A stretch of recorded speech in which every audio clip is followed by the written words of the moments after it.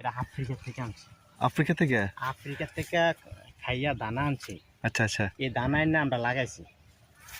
এটা হচ্ছে করসল গাছ। করচল করসল করসল কিসের জন্য এটা? এটা মানুষের ওই যে ক্যান্সার যারা রয় তারা নিয়ে পাতাটি খায় আর কি। আচ্ছা আচ্ছা আচ্ছা।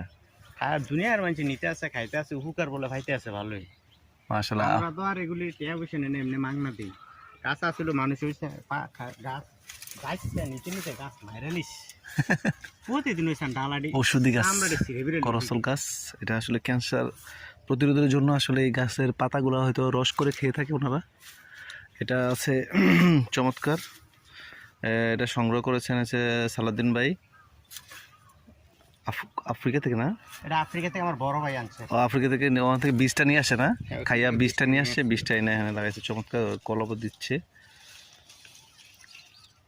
এটা ওষুধি গাছ বলা চলে। এটা ওষুধি গাছ, ইভেন একটা ফলও কিন্তু। ফল হয় না? এটা একটা ফল, করসল একটা ফল।